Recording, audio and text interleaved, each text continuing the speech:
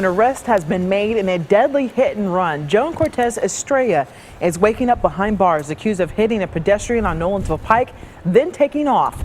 Police say the victim was struck by a red pickup truck back on December 18th. Investigators found the truck matching witness descriptions the next day on Edmondson Pike. We're told the vehicle had blood on the grill and significant damage to the front end.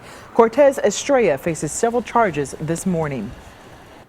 Happening now, a gunman is on the run, accused of shooting a stranded motorist on the side of I-440. NewsChannel 5's Dan Kennedy is live from where it happened. And Dan, was this a random shooting?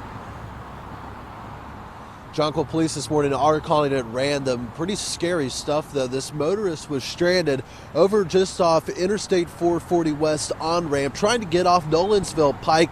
Car broke down, so he's off on the side of the shoulder.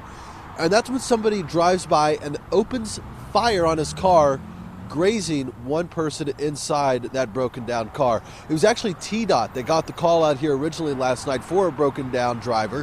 When TDOT arrived on the scene, though, they found the situation was much more dire than that. They called police out when they realized that somebody in that car had been shot.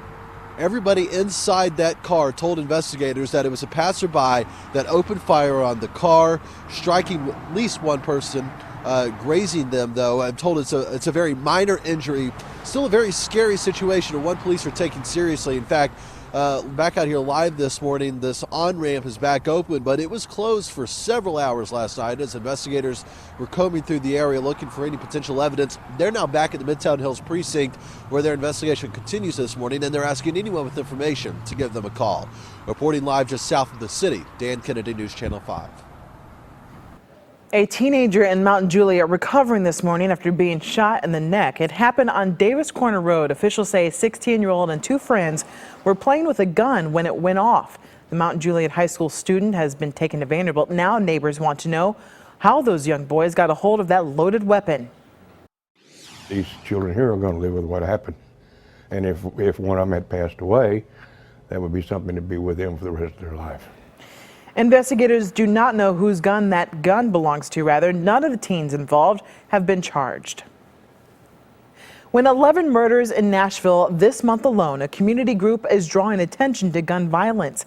Partners in the struggle held a press conference last night at the McNary Hill United Primitive Baptist Church to talk about that issue. Now, activists are calling on elected leaders, saying they want to hear more solutions on how to help stop the violence. We have perpetrators out here who are terrorizing our streets.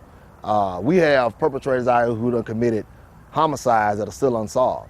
And so we want to make sure that, we need some answers. We just need some answers as citizens and taxpayers of Nashville. Among the 11 people killed in Nashville in December are an 18-year-old and a 16-year-old.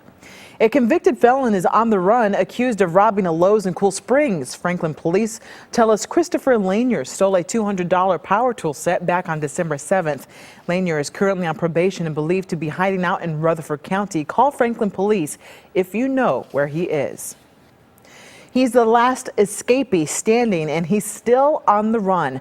A manhunt continues for the man who broke out of an East Tennessee jail after ripping out a toilet and bursting through the wall. 5 of the inmates are back in custody in Cott County, but David Frazier is still at large. The 54-year-old was last arrested for aggravated robbery. Investigators are not sure where Frazier is hiding. If you see him, call 911. Developing news, crews have found the wreckage of a missing plane in East Tennessee. We first brought this to you as breaking news yesterday morning. We're told pilot David Starling, his girlfriend Kim Smith, and Starling's 8-year-old son Hunter died in that crash. The Cessna 182 crashed in the Great Smoky Mountains National Park after traveling from Florida. Investigators still are not sure what caused the plane to crash. As soon as we learn more, of course, we will pass it along. The FAA is investigating a plane crash near the Tennessee-Alabama border.